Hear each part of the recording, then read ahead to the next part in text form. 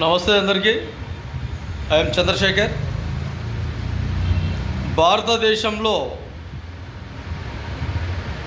ఒక ముగ్గురు బలమైన వ్యక్తులు. ఒకరు చదువుకున్న వ్యక్తులు, రెండవది రాజకీయ వ్యక్తులు, మూడవది వ్యాపారం చేసే వ్యక్తులు.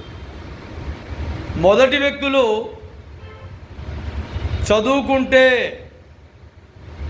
ఎక్కడైనా ఎప్పుడైనా ఏ విధానంలోనైనా మాట్లాడగల దమ్ము శక్తి ఉన్న వ్యక్తులు చదువుకున్న వ్యక్తులు.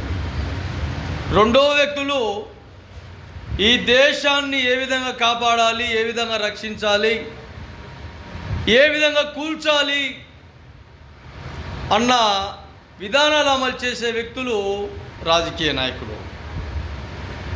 మూడవది వ్యాపార రంగం, బిజినెస్.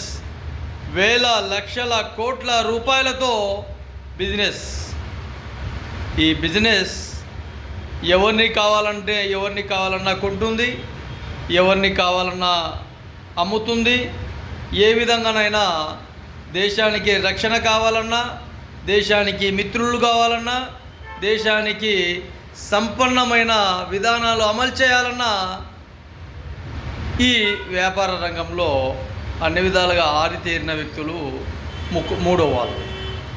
కాబట్టి దేశం ఎటు వెళ్ళాలా, ఎటు డ్రాప్ కావాలా అన్నా కూడా ఈ ముగ్గురు చాలా మహాశక్తివంతులు.